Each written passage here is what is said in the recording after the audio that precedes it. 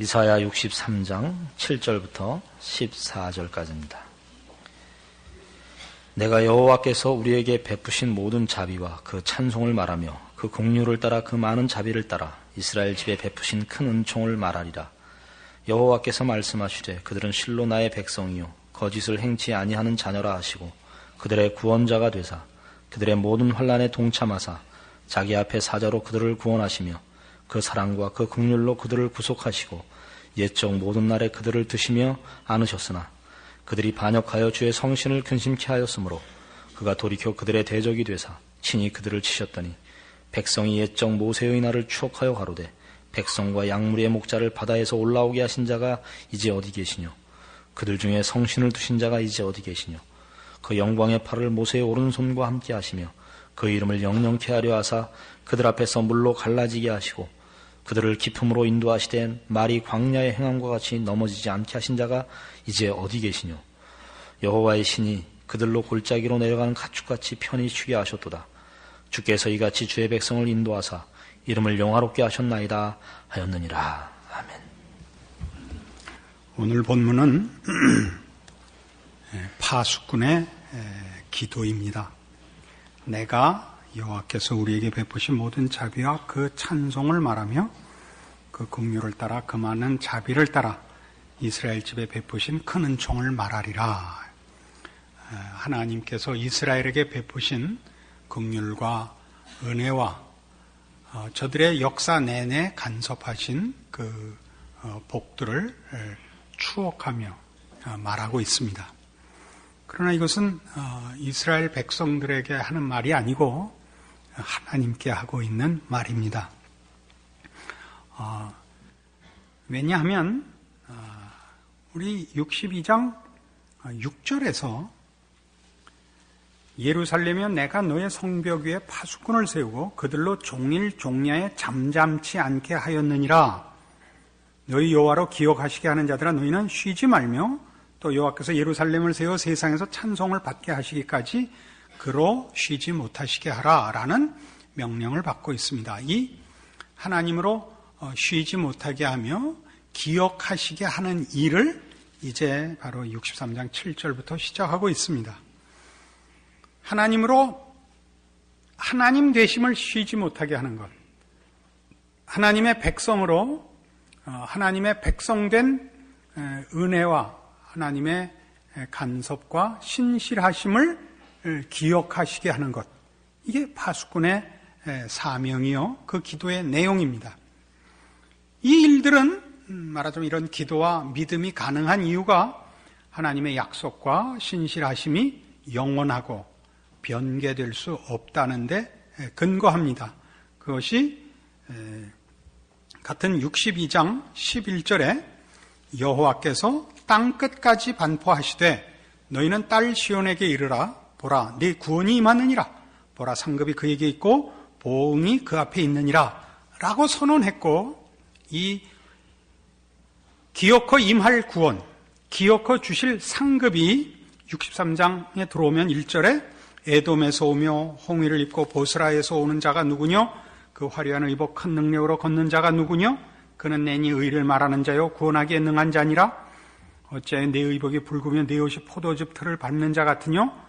만민 중에 나와 함께한 자가 없이 내가 홀로 포도즙 틀을 밟았는데 내가 노함을 인하여 무리를 밟았고 분함을 인하여 짓밟았으므로 그들의 선열이 내 옷에 띄어 내 의복을 다 더럽혔음이니라 라고 현실화되고 있습니다.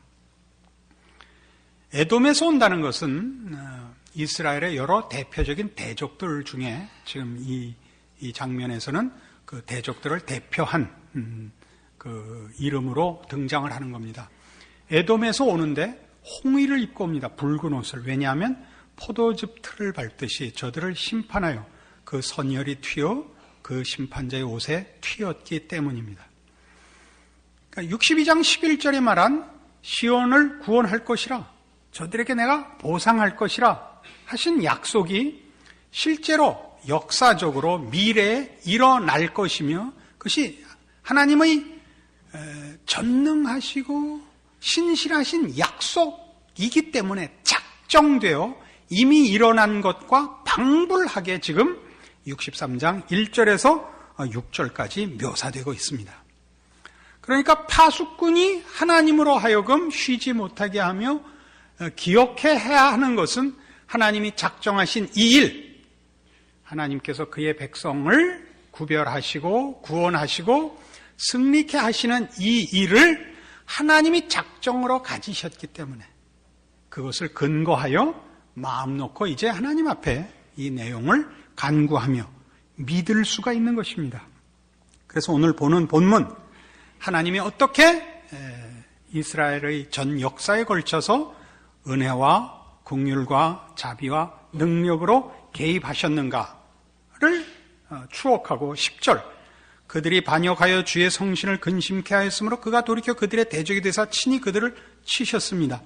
이게 지금 현실입니다. 바벨론 포로를 현실로 눈앞에 두고 있습니다.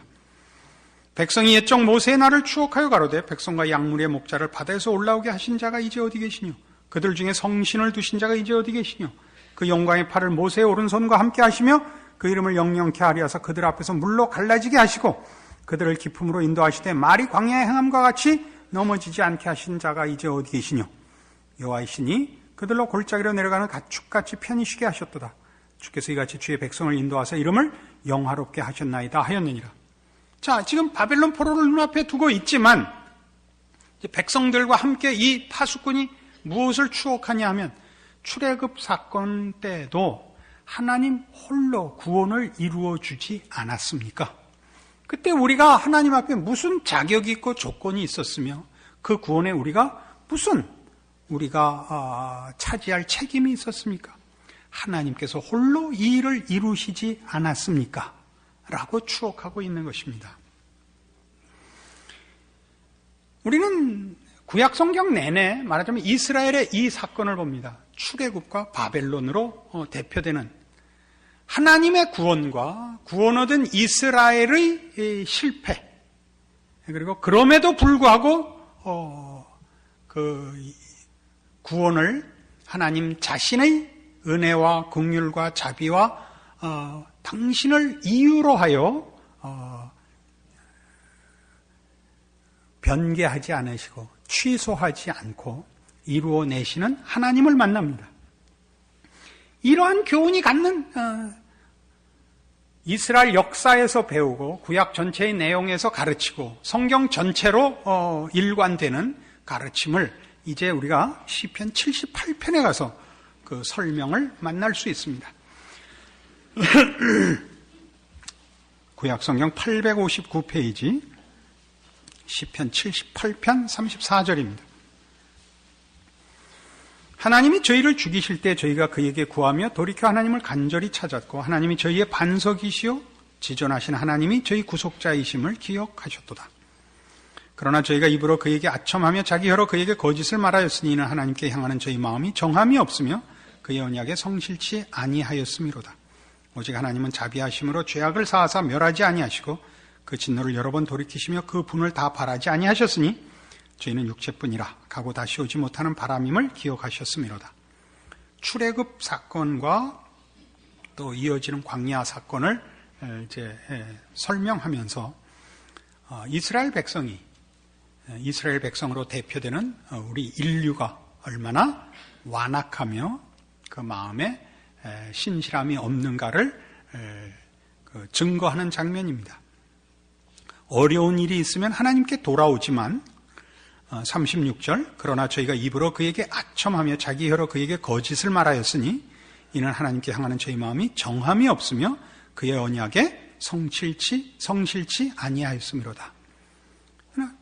급하면 찾고 편안해지면 다시 도망가고 배반하고 하는 일들을 계속해 왔습니다. 그러나 38절에 보는 바와 같이 오직 하나님은 자비하심으로 죄악을 사하사 멸하지 아니하시고 그 진노를 여러 번 돌이키시며 그 분을 다 바라지 않았다. 이제 이스라엘 역사에서 보는 중요한 내용이며 성경이 가르치는 놓쳐서는 안 되는, 잊을 수 없는 큰 내용입니다. 이 내용을 78편 1절부터 보시면 이런 이유로 기록하고 있다고 합니다. 내 백성이여 내 교훈을 들으며 내 입의 말에 귀를 기울일지어다. 내가 입을 열고 비유를 베풀어서 옛 비밀한 말을 발표하리니 이는 우리가 들은 바요 아는 바요 우리 열조가 우리에게 전한 바라. 우리가 이를 그 자손에게 숨기지 아니하고 여호와의 영예와 그 능력과 기이한 사적을 후대에 전하리로다. 여호와께서 증거를 야곱에게 세우시며 법도를 이스라엘에게 정하시고 우리 열조에게 명하사 저희 자손에게 알게 하라 하셨으니 이는 저희로 후대 곧 후생 자손에게 이를 알게 하고 그들은 일어나 그 자손에게 일러서 저희로 그 소망을 하나님께 두며 하나님의 행사를 잊지 아니하고 오직 그 계명을 지켜서 그 열조 곧 완고하고 패역하여 그 마음이 정직하지 못하며 그 심령을 하나님께 충성치 아니한 세대와 같지 않게 하려 하심이로다. 무엇을 위해 기록한다고요? 선대의 실패를 반복치 않게 하려고 기록한다고 합니다. 근데 이 내용은 하나님이 얼마나 기이한 분이신가에 초점이 우선적으로 맞춰집니다. 그것을 우리는 4절에서 봅니다. 우리가 이를 그 자손에게 숨기지 아니하고 여호와의 영예와 능력과 기이한 사적을 후대에 전합니다. 이 기이함이라는 것은 하나님이 어떻게 우리에게 베푸시는 복들과 주시려는 구원이 그의 자비와 은혜와 긍휼로 말미암는 신실하심에 근거하고 있는가가 초점입니다. 그래서 어떻게 하라고요? 7절에 보는 바와 같이 소망을 하나님께 두라 그럽니다. 소망을 하나님께 두라는 건 우리가 우리의 구원이나 우리의 진정한 필요를 우리에게서 찾거나 우리가 만들 수 없다는 것을 늘 기억해라 이겁니다. 하나님께만 우리의 필요와 근거와 내용이 있습니다. 그래서 하나님의 행사를 잊지 아니하고 오직 그 계명을 지켜라 이렇게 나옵니다. 계명을 지켜라. 우리는 이 계명을 지킨다는 말이 갖는 뜻을 말하자면 그 앞에 있는 소망을 하나님께 두며와 평행구로 놓을 수 있습니다. 우리는 하나님께만 우리의 소망을 두어야 합니다. 우리의 구원과 구원받은 자의 신앙의 유지와 승리와 완성에 있어서 그렇습니다. 지금 우리가 오늘 본문으로 본 이사야 63장, 아니 이사야 전체가 어떤 역사적 사건 속에 있느냐 하면 출애굽받은 이스라엘이 하나님 앞에 구원과 그 법도를 허락받았으나 실패하여 바벨론 포로가 되는 그 사이에 서 있음을 잊지 않아야 됩니다. 말하자면 구약 성경이 우리에게 가르치려고 아니 성경 전체가 가르치려고 하는 것은 구원에 있어서도 오직 하나님만이 이유요, 방법이요, 답이고 우리에게 허락된 구원, 그래서 주어진 믿음을 유지하고 승리하고 완성하는 것도 하나님으로부터의 은혜가 필요하다 그런 얘기입니다. 이렇게 얘기하면 당장 이런 의문이 생깁니다. 우리는 아무것도 할 게 없지 않는가 이런 생각이 듭니다. 이건 조금 다른 얘기입니다. 이제 조금 이따 해결이 될 것입니다. 그래서 이런 차원에서 지금 이 시편 78편에서 보는 바와 같이 하나님께 소망을 둔다는 것이 우리 안에 우리의 필요를 위한 능력과 이유와 조건과 자격 모두가 없는 것을 확인하는 것이며 계명을 지킨다는 것이 그런 차원에서 하나님으로부터 구원을 받듯이 구원 얻은 성도가 필요한 모든 신성에 속한 충만한 것을 받는 유일한 방도입니다. 자, 골로새서 3장으로 가보십시다.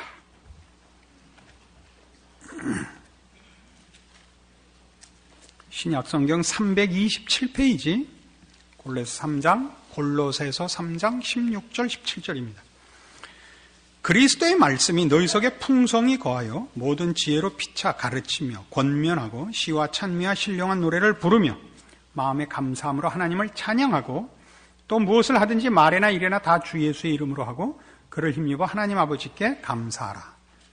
요 두 구절, 이 짧은 두 구절을 보면 그리스도의 말씀이 우리 속에 거해야 하고 권하고 신령한 노래와 감사의 찬양을 하나님께 하고 예수의 이름으로 뭐든지 해서 또 또 하나님께 감사해라. 하나님을 찬양하고 하나님을 감사하는데 그 모든 것이 예수 그리스도로 말미암는 내용으로예요. 예수 그리스도로 말미암는 감사거리들. 지금 우리가 누리는 것들에 대한 감사. 찬양할 만한 것, 감사할 만한 것, 현실적인 신자의 누림들을 예수 그리스도로 말미암아 지금 누리게 된 것을 하나님께 감사하고 찬양해라 이거예요. 내가 설명했는데도 마음에 안 드니까 하나 더 합시다. 381페이지 베드로전서 4장입니다.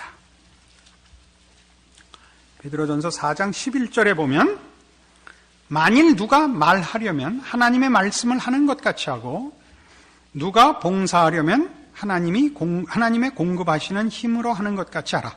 이는 범사에 예수 그리스도로 말미암아 하나님이 영광을 받으시게 하려 함이니 그에게 영광과 권능이 세세 무궁토록 있느니라. 아멘. 말을 하면 하나님의 말을 하고, 말하자면 봉사를 하면 하나님의 손길이 되라 이런 겁니다. 그러니까 우리 안에 아까 얘기했죠. 하나님께 소망을 두라는 것이 우리의 필요와 진정한 내용이 우리 안에서 생산되는 것이 아니라 하나님께만 있음을 아는 것입니다. 구원이란 그런 것입니다. 구원이란 죄와 사망에서 벗어나는 것이요 의와 진리와 거룩으로 채워지는 것입니다. 구원이란 사죄받고 내세의 영생복락을 얻는 정도가 아니라 사죄를 받아 새 생명으로 태어나는 것입니다. 그러니까 구원을 얻었다는 것은 죄 없이 함을 받은 정도가 아니라 죄로 채워졌던 자가 죄 대신에 예수 그리스도의 부활 생명으로 채워진 것을 말합니다. 그러니까 구원의 감격을 누리는 것은 한 사건과 한 분기점을 지나가는 통과하는 기쁨으로만 있는 것이 아니라 통과하여 이제 시작하여 계속되어 완성되고 영광으로 충만해질 날까지 연속되며 계속 진전되는 기쁨인 것입니다. 그러니까 구원의 기쁨이 과거의 한 사건으로 있으면 안 됩니다. 거기가 출발점이라서 특별하겠지만 그 이유가 계속 있어야 되는 것이죠. 그래서 지금 여기서 하는 얘기는 뭐냐? 이런 하나님을 소망한다는 아까 우리 시편 78편의 말같이 하나님의 거룩함과 신성에 속한 모든 것이 이제 신자의 것으로 허락되어 그렇게 우리가 누리고 살 수 있음을 얘기하고 그것이 예수 그리스도로 말미암아 가능해졌고 바로 그 일 그렇게 가능해지라고 예수 그리스도를 우리 아버지께서 보내셨다는 것이 드러나 하나님이 영광을 받으시게 하라는 겁니다. 그래도 못 알아들으면 이제부터 내 책임이 아니다. 요한복음 15장에 가보십시다. 요한복음 15장에 가면 여러분 잘 아시는 포도나무 비유가 나옵니다. 4절부터 보시죠.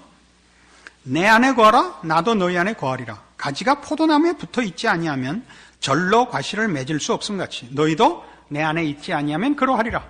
나는 포도나무에 너희는 가지니 저가 내 안에 내가 저 안에 있으면 이 사람은 과실을 많이 맺나니 나를 떠나서는 너희가 아무것도 할 수 없음이라. 사람이 내 안에 거하지 아니하면 가지처럼 밖에 버리어 말라지나니 사람들이 이것을 모아다가 불에 던져 사르느니라. 너희가 내 안에 거하고 내 말이 너희 안에 거하면 무엇이든지 원하는 대로 구하라. 그리하면 이루리라. 너희가 과실을 많이 맺으면 내 아버지께서 영광을 받으실 것이요 너희가 내 제자가 되리라. 자, 5절에 보다시피 나는 포도나무에 너희는 가지인데 저가 내 안에 내가 저 안에 있으면 이 사람은 과실을 많이 맺습니다. 예수를 믿는다는 고백은 우리의 신앙 고백은 이제 내가 지옥 안 간다. 이제 나 죽으면 천국 간다. 이렇게 축소되면 안 됩니다. 현실에서 제외되면 안 됩니다. 그리스도 예수 안에 있으면 지금 과실을 많이 맺습니다. 그러니까 우리 이 포도나무 비유는 너무나 분명하지 않습니까? 가지는 포도나무 줄기에 붙어 있습니다. 포도라는 그 열매가 이 가지에 매달리는 것은 가지가 결실한 것은 아닙니다. 가지가 따로 생산 공장을 차린 것이 아니라 줄기로부터 공급된 생명이 여기 주렁주렁 결실합니다. 그러니까 줄기로부터 떨어지면 가지는 말라버리죠. 여러분 같이 말해요. 아니라고 한번 우겨보세요.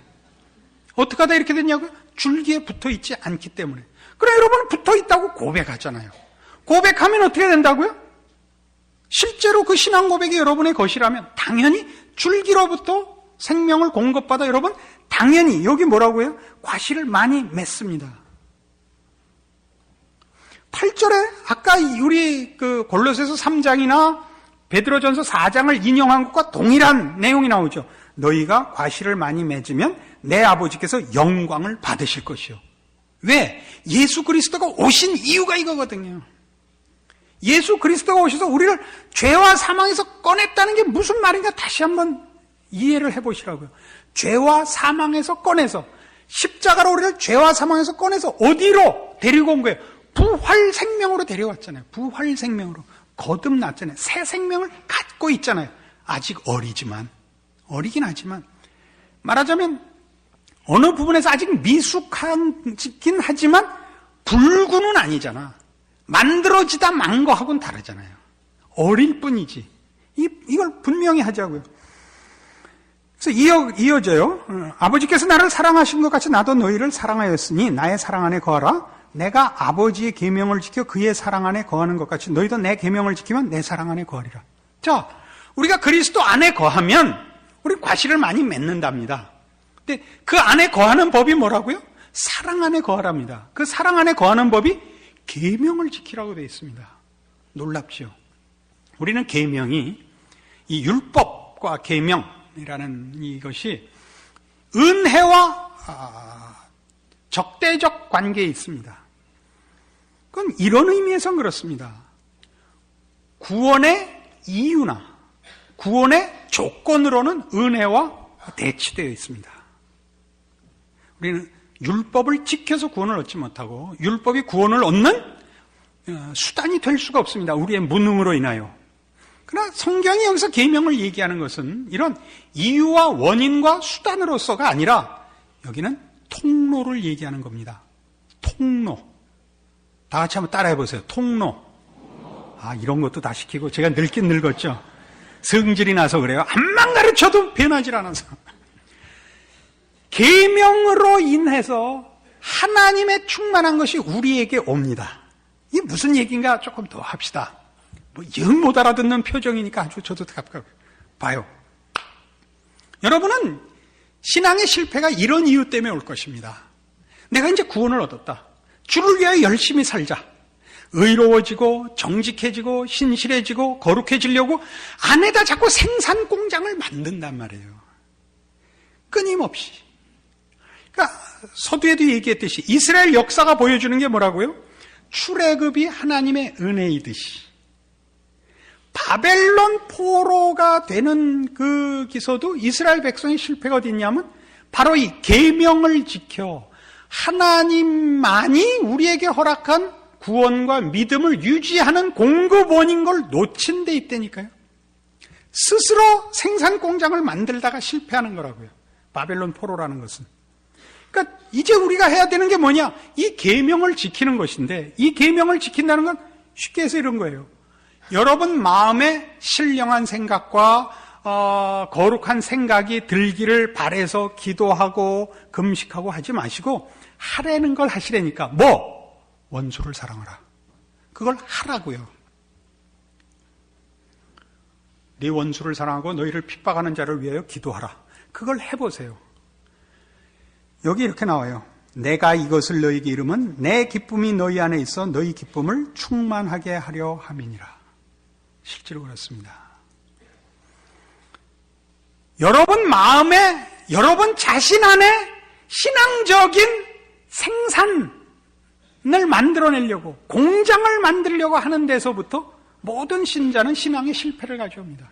우리 안에는 선한 소원과 믿음에 대한 책임을 갖고 있다 할지라도 그것을 이룰 자력으로 그것을 이룰 무엇을 만들어낼 실력은 없습니다. 구원은 하나님으로부터 오고 그 유지도 하나님으로부터 오고 그 완성도 하나님으로부터 온다는 것은 가만히 있으면 된다는 뜻이 아니라 그 유지를 위하여 더욱 하나님께 여러분을 붙여야 되고, 여러분을 하나님께 붙이는 방법이 뭐냐고 할 때 하나님이 하라 그러는 이 통로를 열어놓으셔야 됩니다. 그러니까 뭐 간단하게 얘기하면 10계명만 해도 그렇습니다. 그걸 지키셔야 됩니다.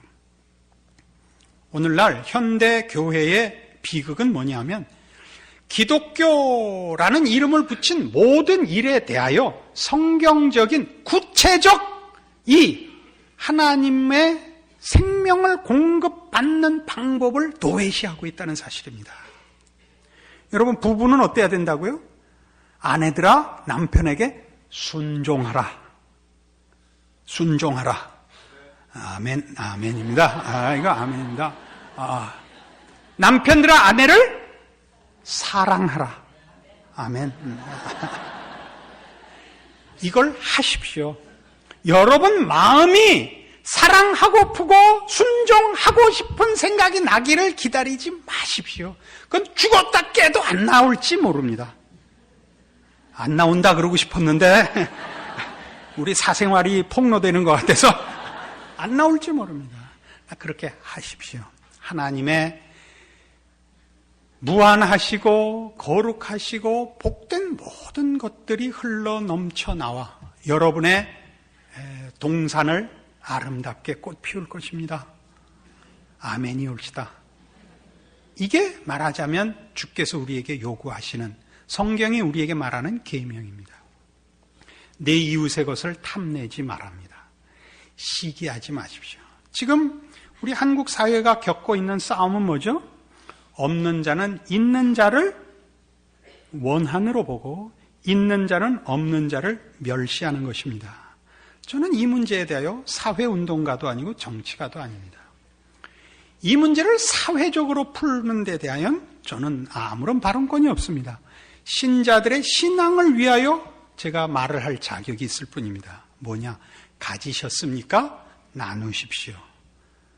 못 갖고 계십니까? 자족하십시오. 가진 자가 못되게 놉니까? 잘 먹고 잘 살아라. 그렇게 하십시오. 잘 살아라, 잘 사셔요. 그래서 우리에게는 그런 것들이 우리의 복과 기쁨의 조건도 아니고 방해가 되지 않습니다. 이 싸움을 하셔야 됩니다. 이 실천으로 들어가셔야 됩니다. 여러분의 신앙생활을 하는데 제일 많이 겪는 죄된 힘을 발휘하는 것이 뭐냐? 여러분, 여러 가지가 있습니다. 자기 의도 있고, 자존심도 있고, 분노도 있고, 욕심도 있고 그렇습니다. 뭐 대표적인 예로 우리의 분노를 보십시오. 우리는 분노를 폭발시켜서 얻는 게 아무것도 없다는 걸 너무나 잘 알고 있습니다. 그러나 분노를 다스리는 자는 몇몇 없습니다. 그 끝은 상대방을 죽일 뿐만 아니라 자기를 죽이게 되어 있습니다. 화를 내면 상대방에게 상처를 주는 것 이상으로 자신이 상처를 받습니다. 화내고 돌아간 날 너무 기뻐서 운 사람은 없습니다.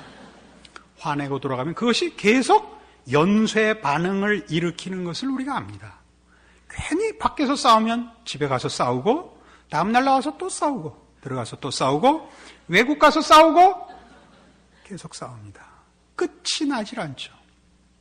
성질을 다 부렸다고 누가 위대하다거나 훌륭하다고 그러지 않는 거 본인이 더 잘 압니다. 그러나 우리는 그걸 이겨내지 못합니다.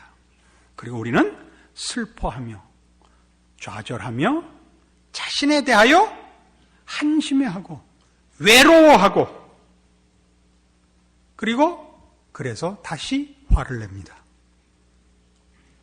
누구를 분노와 짝을 이루는 것이 멸시인데, 누구를 멸시하면 훌륭해지지 않습니다. 누구를 괄세해서 멋있어지지 않습니다.